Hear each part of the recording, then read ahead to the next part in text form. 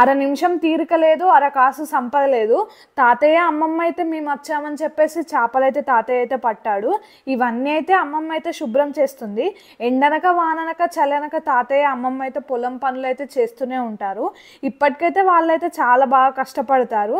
వీళ్ళు రూపాయికి రూపాయి అయితే పోగు చేసి సంపాదిస్తారు. మేము వచ్చామని చెప్పేసి ఏదో ఒక కూర వండాలని చెప్పేసి తాతయ్య అయితే కష్టపడి చేపలైతే పట్టాడు. ఈ చేప చూస్తే చాలా ముద్దుగా ఉందని చెప్పేసి నేనైతే వీడియో తీశాను. ఇలా పొలం దగ్గరకు వచ్చి అయితే తాత అయితే చేపలు పడితే అమ్మమ్మ అయితే చేపలు అయితే శుభ్రం చేస్తుంది.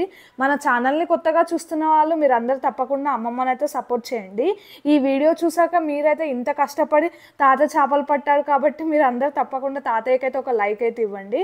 కొత్తగా మన ఛానల్ని చూస్తున్న వాళ్ళు వెంటనే సబ్స్క్రైబ్ చేయండి. ఈ చేపల కూర ఎలా వండుకోవాలో నేనైతే లాంగ్ వీడియో అయితే అప్లోడ్ చేస్తాను. అమ్మమ్మ చేసినట్టు మీరు కూడా తప్పకుండా చేసుకోండి. వీడియో చూసాక లైక్ చేయండి, అలాగే సబ్స్క్రైబ్ చేయండి.